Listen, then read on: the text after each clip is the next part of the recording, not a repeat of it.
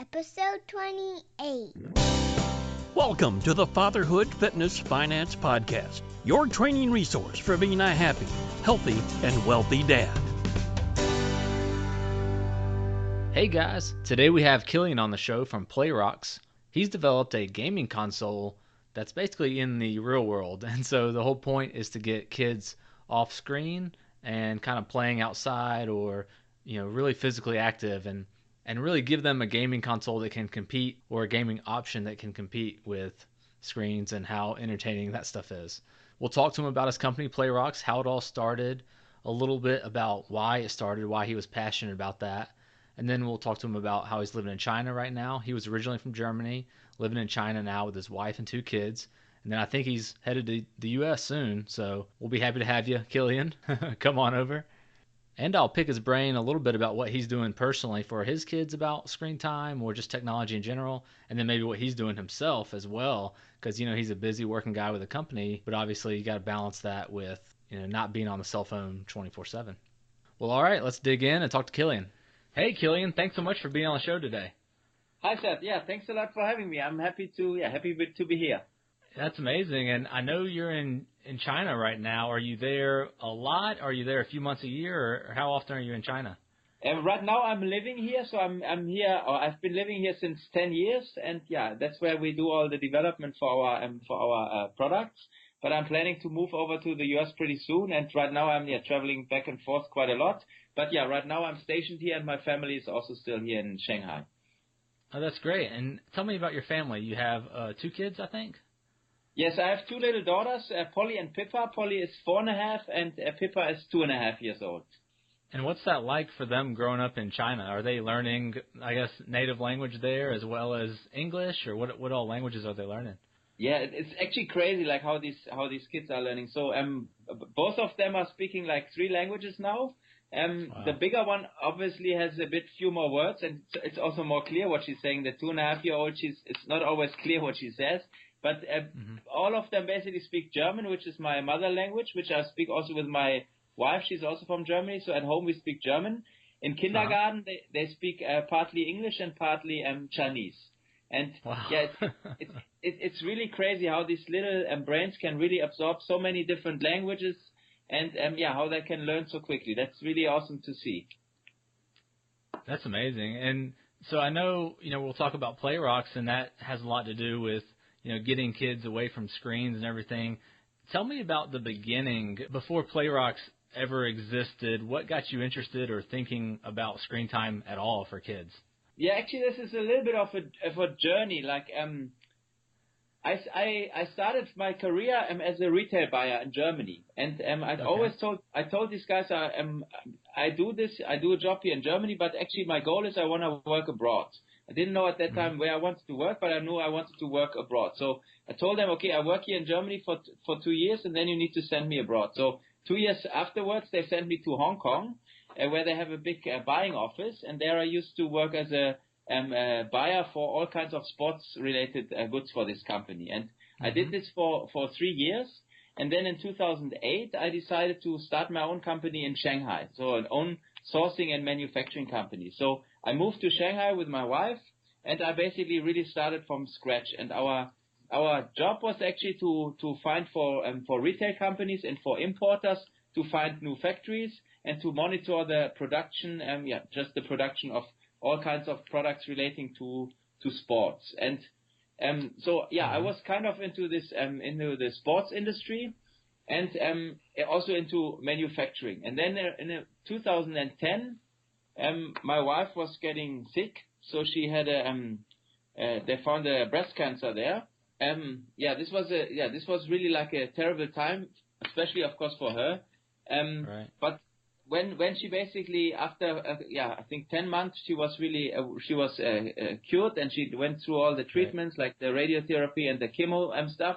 So after about 10 months we were sitting together and we were reflecting a little bit, and then we both realized, okay, we want to do a little bit more in our lives than just really working and running after the big money, which we did in the years before, and we really want to do something that has an impact. And we also figured out, okay, we really want to do live a little bit more conscious in terms of being more active and just being more healthy. So we had really like this terrible event with my wife was actually for us something like a wake up point. And so we were much in our minds, something changed, and we wanted to do something different, but we didn't really know what to do different. And then somehow by a coincidence, I get to know this topic of childhood obesity in the U.S.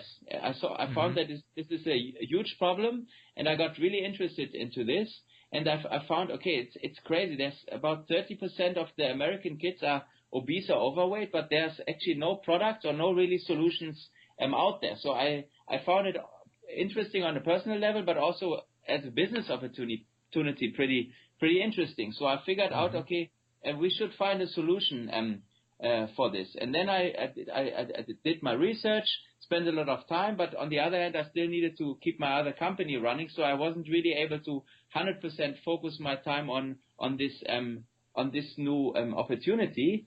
But basically, over the time, I got more and more into this topic, and I also found that not only childhood obesity is a huge problem, which only is relevant for 30% of the kids, but this whole topic of screen addiction is actually a much bigger problem even, because almost 95% of the kids are somehow affected by this. So we let's say not much shifted, but we extended our focus, and we said, okay, we don't need to find a solution against obesity. We want to actually just do something that relates to getting kids more active.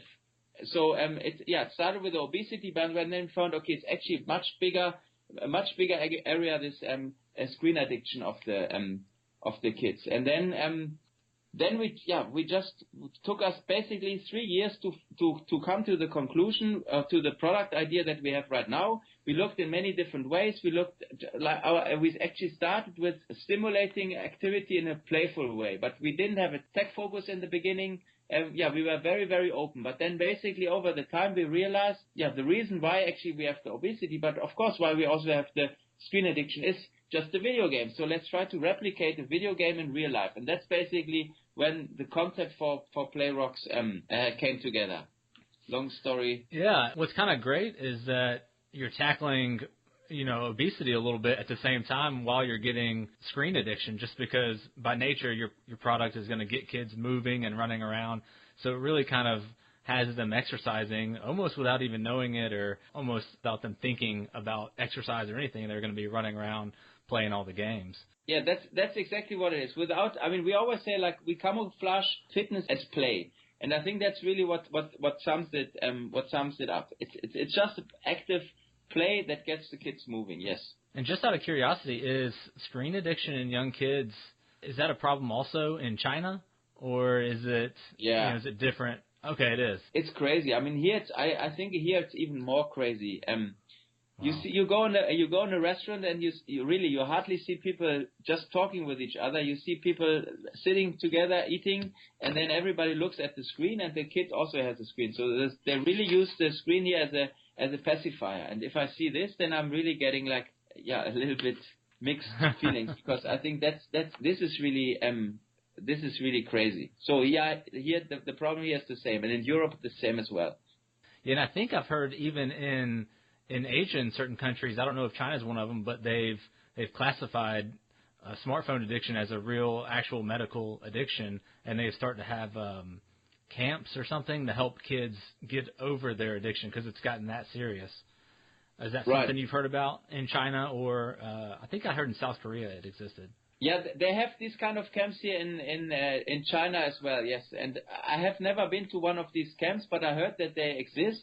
And if you look on the street or in the restaurants, you really see this is stuff that is needed. But I doubt that it actually really helps, because if it's a camp, it's too much forced on the kids. I think you need to do this a little bit more subtle, and that's where we bring the play into play.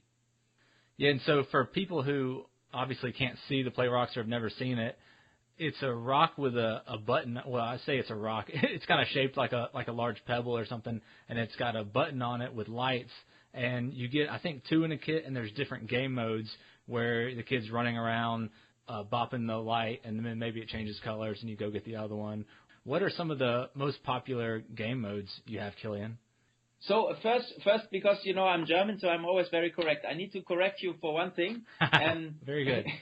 So the rocks, they don't have an actual button. They basically have a sensor. So they come with 3 different sensors. You have a tap sensor, you have a motion sensor, and you also have a RFID scanner.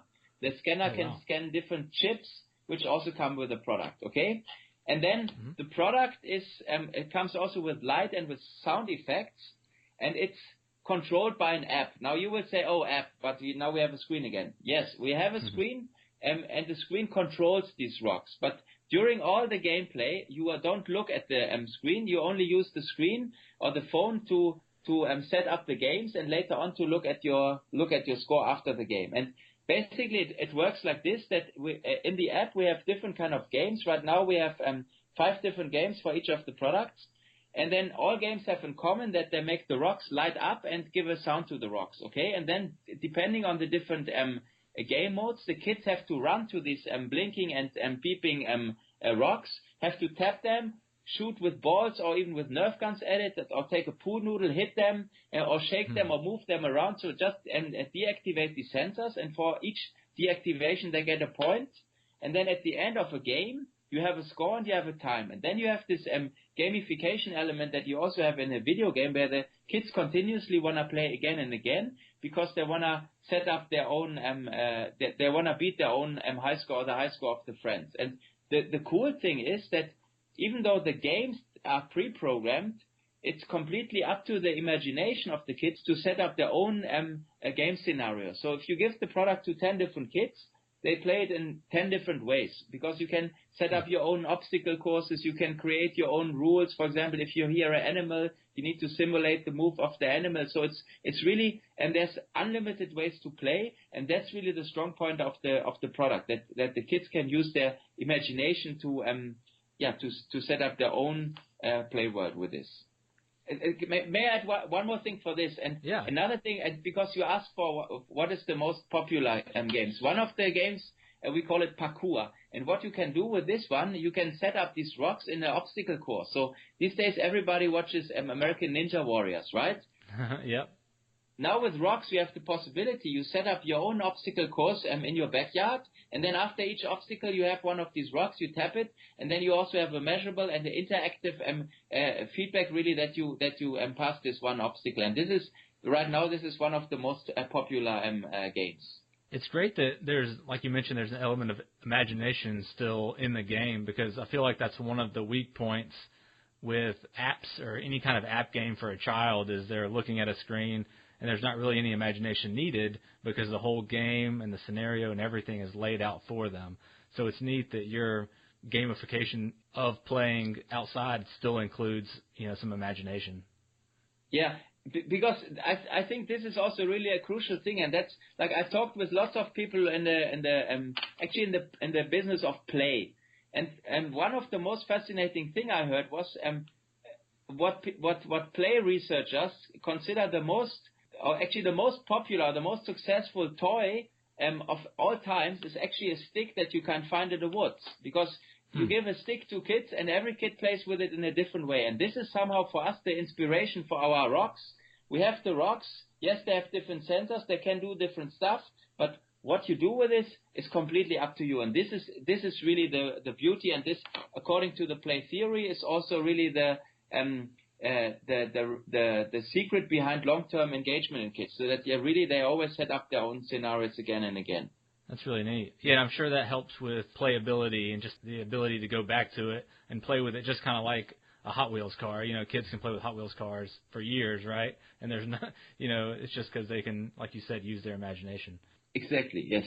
What about in your personal life? What strategies are you doing, or do you have any rules with your kids about screen time? For this, maybe I'm a little bit too extreme, but basically our kids don't really have any screen time. I mean, my girls, of course, they know how to use the smartphone, but I let them look at my pictures. I mean, still they're like happy with looking at the pictures or with looking at videos that we did on the last vacation. But I don't have any app installed on my phones for them. And we have a TV at home, but we never use it. So actually at home, our screen time is, they just don't know it. And so I don't really have any conflicts with them. I had an issue during vacation. They were, both of them were sick. And then I let them watch a few episodes of Peppa Pig. I don't know if you know this in the US. It's a little cartoon character. And then of course I give it to them, and then they want to watch it again and again. So gladly, after 2 days, they were not sick anymore and said, okay, now this is only when you're sick. But so I think I'm a little bit extreme here. And I also know, like, in maybe 1 or 2 years, I need to change it a little bit. But right now we really try to keep them away. And actually it still works. Isn't it amazing how the kid, my child has done this too. They have the phone, they watch one show on it or something in a rare circumstance, and then the next day or the next hour they want to do it again and again and again. It really is crazy how quick they can, just crave that little screen again. Yeah, it's really crazy. And that's also, of course, then if you observe this, right, then it's completely understandable that we have these big issues with screen addiction.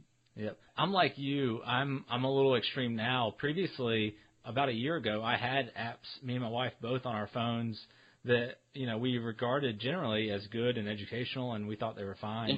But after I started to learn more about screen addiction, especially with young minds, my kids are 4 and younger, we both decided just to delete all the apps off our phone and go with a pretty extreme no screen time rule for now. And a few days, like 3 days a week, we do no TV, and then on the weekend they'll watch. It's funny, they'll watch like a show like Shark Tank. Do you know Shark Tank, Kilian? Yeah, of course. Yes, sure. Yes. So they probably don't even enjoy it that much, which is fine, but I do. But I mean, sometimes that's also what I see with my daughters, because they are not used to watching TV. We were like, when we were in the US the last time with the whole family, we always bought our stuff in the convenience store next door. This was like a little little place. And while I was doing the grocery, there was a Spanish telenovela running all the time. And then my kids were like stuck in front of this TV screen looking at the telenovela, and they didn't wanna leave, even though there was not really any action, or they didn't even understand anything. But it's really like just moving pictures, and then they really get hooked to this. Yeah. So what about you as an adult and a dad, Kilian? Do you have any issues, or have you had to, I guess, any struggle with kind of putting your phone down or trying to get away from the screen yourself?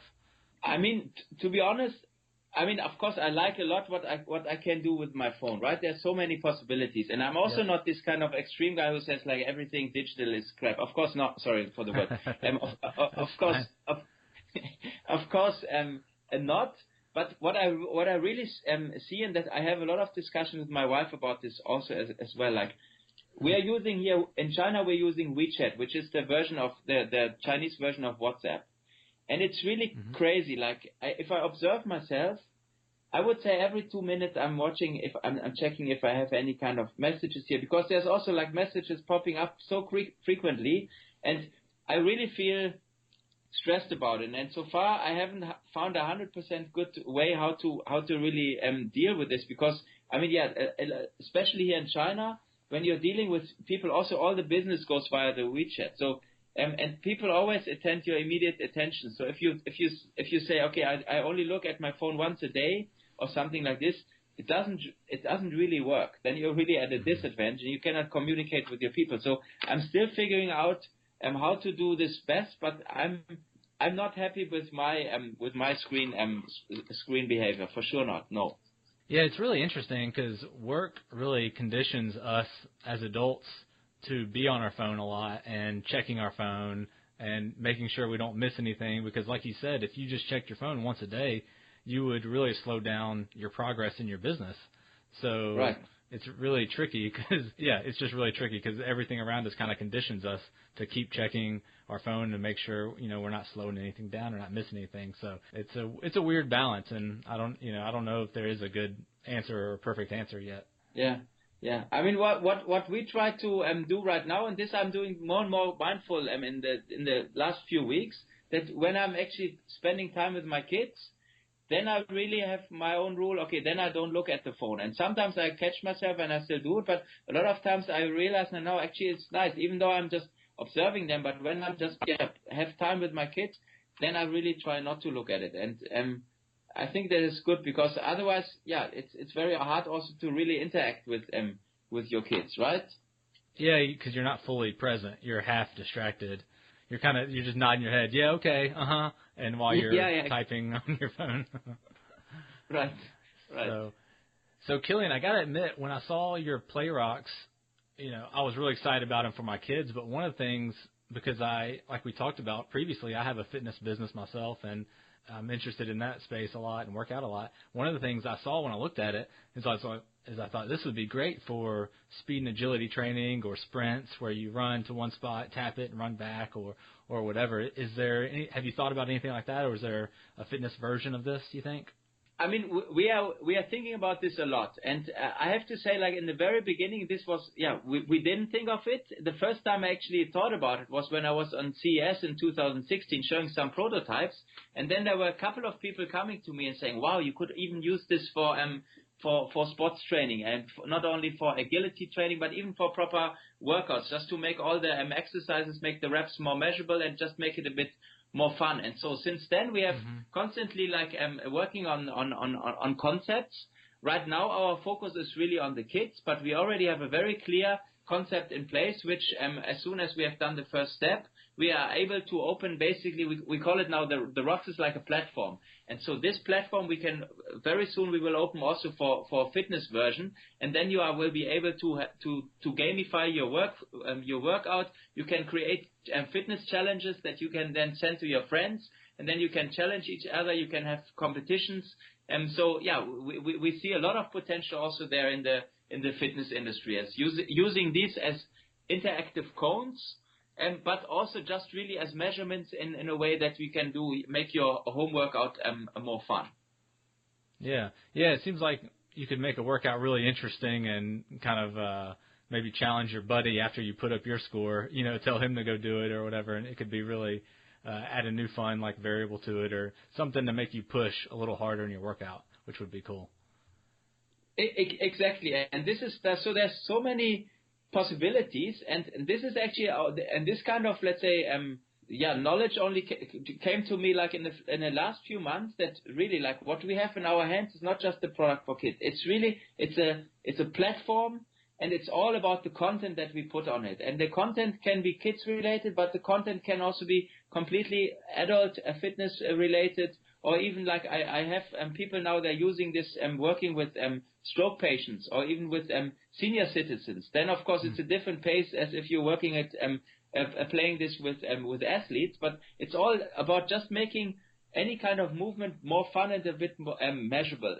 And for this, there's so many applications. That's really the stuff that makes me really excited thinking about our platform. Yeah, that's great. I know I lit up when I saw that and thinking about that, so I know that'll be a great variation of it as well. Yeah. So I know you're in China right now, and you mentioned before we got on the call that some social media and stuff is blocked. So I was just kind of curious, what kind of stuff is blocked out there in China? So I've heard that in the news, but I don't know. Sometimes you don't know if you should trust the news with kind of things like that. No, unfortunately, this is not. I don't know if it's. This is not fake news. This is real news. It's true. Like Facebook, for example, Twitter, Instagram, YouTube. These are, I would say the most famous things which are blocked. So you just cannot access them from here. There's possibilities with a VPN, so that's a server that's outside of the country which you can basically use. But these systems maybe work for 10 minutes and then they crash again. So it's just much. It's very inconvenient to try to do any kind of proper social media from China for outside of China. Yeah. Is there a Google or internet directory that you can search and is it have everything, or is it censored or anything like that?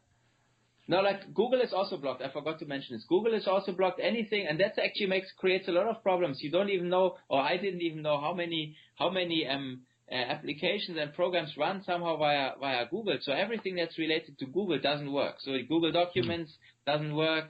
I don't have any other examples now, but everything related to Google doesn't work here, and that's yeah, that's really difficult then to run a business if you're not only running it based on Chinese systems, which is difficult for me being a foreigner because I cannot read Chinese characters very well. Yeah. Well, I guess you could have your daughter maybe transcribe it for you, right? I'm already preparing her for this role. She's still a little bit shy, but that's actually also a good way to overcome her shyness. To basically, in a playful way, she has to translate for me. Then, it's a way also of overcoming her shyness. Right. Well, that's fun. So, Kilian, what's the best place to go learn more about PlayRox? So, if you go to our website, www.a/champs.com.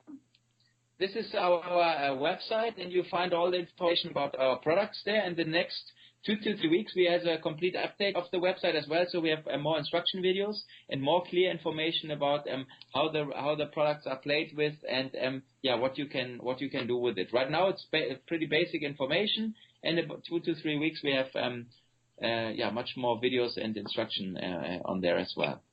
So www.a-champs.com. And doesn't PlayRox.com work as well? I think I tried that today. Yeah, this works as well. Yes, PlayRox.com, correct. And Rox with ROXS. Okay, well, very good, Kilian. Thanks so much for chatting with me today. It was really fun catching up with you. Yeah, thank you very much for having me. I hope that you your family and also your kids will be fans soon. All right, guys, that's a wrap with Kilian. Hope you guys enjoyed talking to him. I'm really excited about his product, and I wish him all the best because I think that stuff's important. Because really, video games are really cool now, right? And they're just going to be only cooler in 5 and 10 years. And so it's going to be harder and harder for the good old-fashioned outdoors and even sports probably to compete with video games and whatever in the world we come up with next, right? And so I also wanted to add, Kilian and my views on screen time can seem a little maybe aggressive or a little much if you haven't, if you're kind of new to the topic of screen time. But, it wasn't something I did cold turkey and I said, hey, screen time's evil, let's cut it cold turkey or anything. It's something that really has evolved over the last year where we took a little step like, okay, this night, no TV. And then we later evaluated, we said, hey, we kind of like that. Why don't we do more nights with no TV? And now we've got more rules like that where Mondays and Tuesdays are no TV days at all, and we cut out some other stuff at other times. And so I'm actually in the middle of a flip phone it sounds ridiculous, a flip phone challenge. I'm 30 days into a 60-day, and like that can seem just nut bar factor 6, right? But over a long time I cut down smartphone usage and everything, and something I just wanted to try out and really thought it'd be kind of just fun to try out. And so none of that stuff happened overnight, and we are getting more aggressive against screen time and how we control that. But we also do cool things like just watch, space videos on YouTube with the kids. So, just be intentional, pick a lane, do what works for you with screen time. Well, all right, guys. Catch you next time. Bye. Thanks for listening to the Fatherhood Fitness Finance Podcast. You can find us at fatherhoodfitnessfinance.com.